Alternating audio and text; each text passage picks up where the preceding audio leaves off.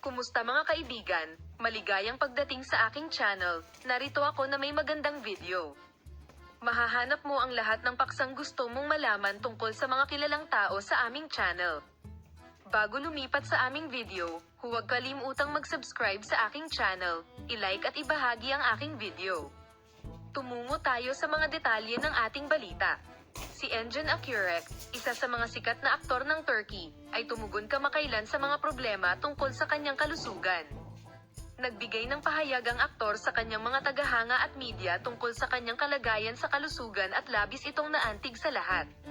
Habang ang mga pahayag tungkol sa kondisyon ng kalusugan ni Engin Akyurek ay natugunan ng may malaking interes ng kanyang nag-aalalang mga tagahanga, si Akyurek, na matagal nang wala sa publiko, ay tinapos ang katahimikang ito at sinagot ang lahat ng mga tanong.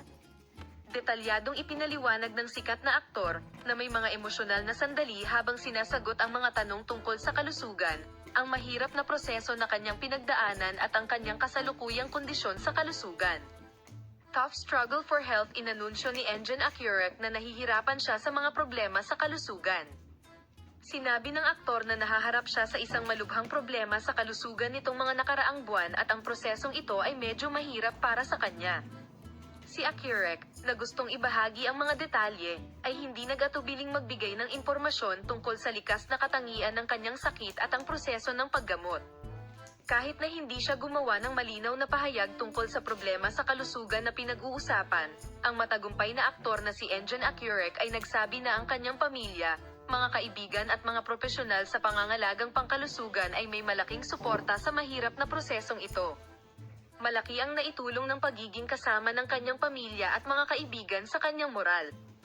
Si Engin Akyurek ay nagpasalamat sa kanyang mga tagahanga at nagpahayag ng kanyang pasasalamat sa kanyang mga tagahanga at tagasunod sa kabila ng kanyang mga problema sa kalusugan, na nagsasabi na ang pagmamahal at suporta na ipinakita sa kanya ay isang mahusay na mapagkukunan ng pagganyak upang malampasan ang mahirap na panahon.